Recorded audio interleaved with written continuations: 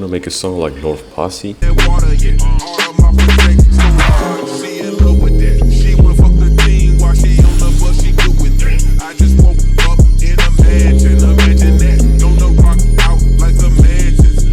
I got you. First you need to get like a North Posse type sample. You listen to his music so you know what type of sample that he used. I like to think as North Posse as the little brother of Roland Jones because they sound very similar. I found this sample right here.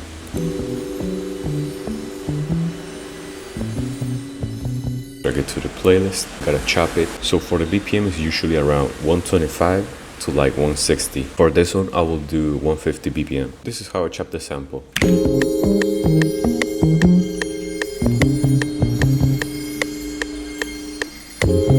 Once you get a good loop, highlight the sample, go to your mixer, go to the first track, press Ctrl or Command and L.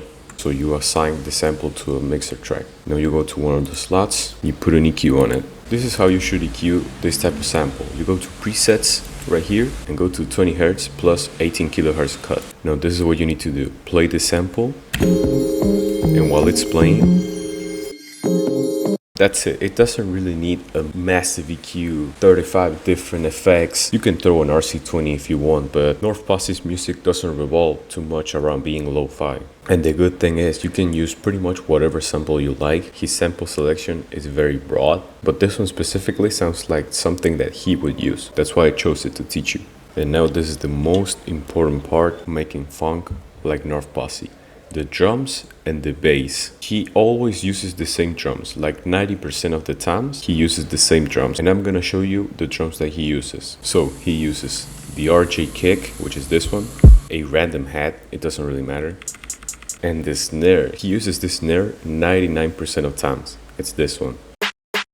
If you listen to North Posse, you'll know that this is the snare that he uses all the time, this one specifically. There are different variations of the snare, but he likes using this one specifically. And then for the bass, sometimes he likes using the 808, but most of the times he likes using a sub, so any sub will do. Something like that. And now it's time to make a drum pattern. And if the drums sound pretty empty, it's because we didn't add drum loops yet. We need to add drum loops later. First, we need to get the main drum pattern going. Something as simple as this will do. Just a two-step hi-hat and then just the Memphis drum pattern, and that's it.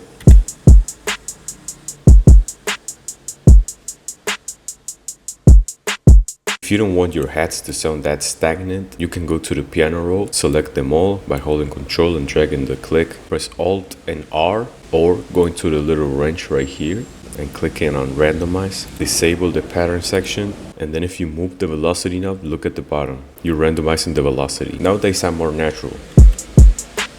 So we lay down the pattern in the playlist, and before playing it, we need to do something to our master. You go to your mixer right here, go to the master channel, and if you have a fruity limiter, remove it. Go to the slot 10, put a soft clipper, and leave it as default. And this already sounds like him.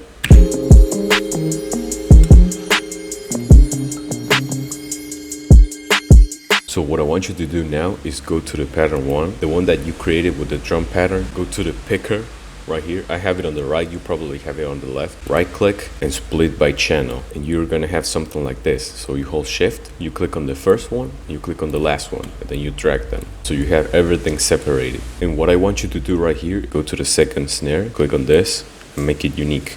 And make a different snare pattern with a different roll at the end always. Something like this. You can do the same with the kick, make it unique. And if you want, you can do the same with the hats. But if you're gonna make rolls, I'm gonna teach you how. You don't wanna make the rolls intrusive. The two-step pattern needs to be all the way to the top always. So we make it unique. And if you want to make a roll, you go to the little magnet, you click on 1/6 beat. You can make something like this. Then you select them, go to the velocity, you right click, and you drag upwards to make it look like this. It's something very minimal, but it adds to the vibe. Plus you make the song sound better and more interesting. But don't go crazy with the rolls. The two-step needs to be on top always. The rolls need to be like on the background. So what do we need to do now? You guessed it, it's the bass. Go to your sub, create a new pattern, right click, find next empty, no naming, you start to make a bass line. Obviously follow the key of the sample, it's very important. And when you're using a sub, not an 808 in his music specifically, plays with it a lot. He calls it, like, on the comments they say something like bass control. Just put a lot of notes and that's it. But don't go off key. Before we make the bass line, I'm gonna teach y'all something, because I know some of y'all don't know how to make a bass line using your own ears, and that's completely fine. That's something that you'll get the more that you get on producing. Some people are born with it, some people gotta train it. Talent doesn't exist. So I'm gonna teach you a little trick that nobody knows about, and if you know about it, then you use your head quite constantly when you're making music. And I appreciate it, because some people turn off their brain and they don't try to improve, and you need to be always improving and always trying something new. That's what's exciting about music and creating art. You remember I told you to put the sample on the mixer track, right? So this is something that you can do if you have auto-tune.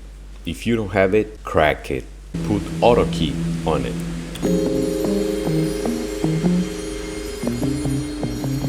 So it says it's C minor. We already have the key of the sample, C minor. We can take it out, so we know for a fact that the sample is playing on C minor. So you go to your bass or your sub, and we do the same thing. We highlight it, we go to an empty mixer track, hit Control or Command and L.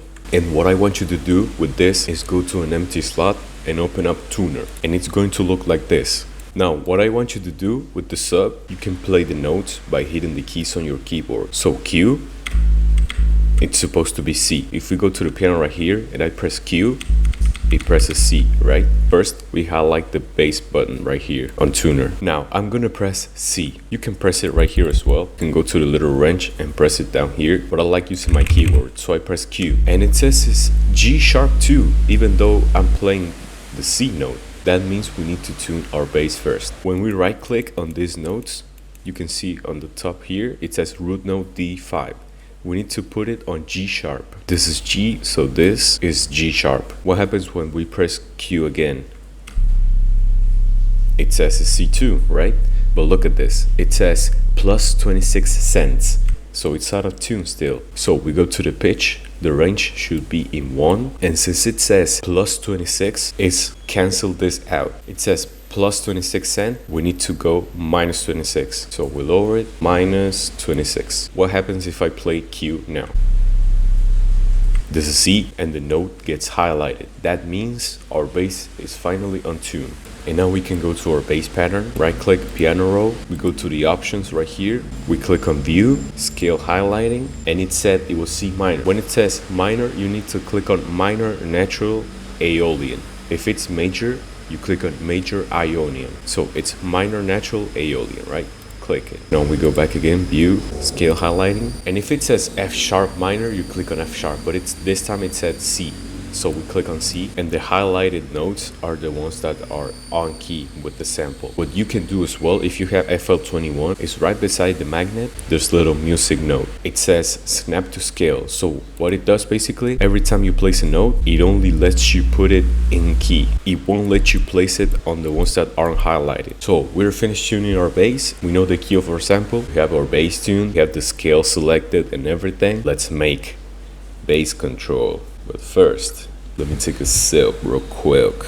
And something that we need to do to our sub as well is saturation. Plugin that I like to use the most is Camel Crusher with the British Clean preset. Put that on the sub and it's a wrap. And if you want to distort a sub like North Posse, you shouldn't boost the mech, just the two. Then you put an EQ and make something like this. So this is the bass line that I made.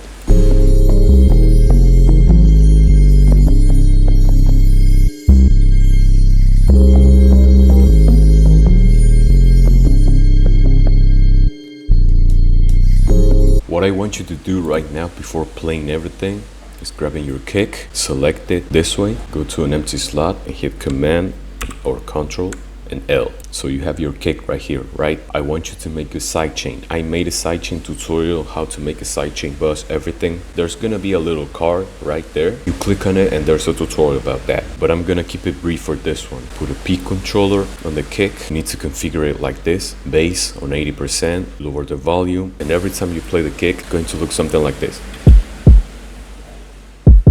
So what do we need to do now? Is go to an empty slot. We can name it sidechain. Grab your sub, unlink it from the master, and link it to the sidechain track that we just made. Now we go to the volume slider of this one, right click, link to controller, internal controller, RG kick, peak control, peak, and that's it. It's gonna look like this. That's it, you have a sidechain. And if you really want to make a heavier sidechain, do the same you did with the sub, but unlink your sample from the master and linking it into your sidechain. I feel like North Posse doesn't sidechain the sample, he just sidechains the sub, so the kick has more room to hit harder. And if we put everything together, it's gonna sound like this.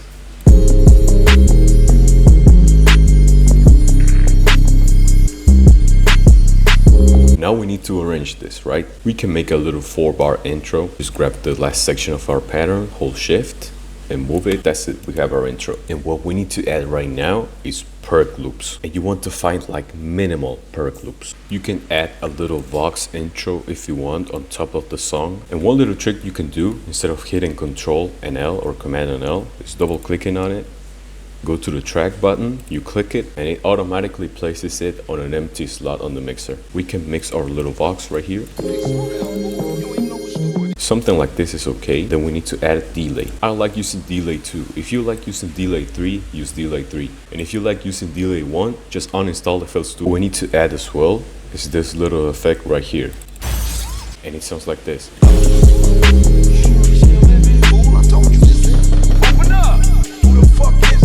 And now we need to find some vocals. What North Posse usually uses are Memphis vocals, but also trap vocals. I think he has a rule that's basically, if it fits the song, then it's good. It doesn't matter what it is. But do me a favor and don't use no corny ass vocals, please. And don't use no overused Memphis loops. Please take your time and dig a good acapella. Listen to songs, listen to albums. Take your time. Don't be a lazy bitch.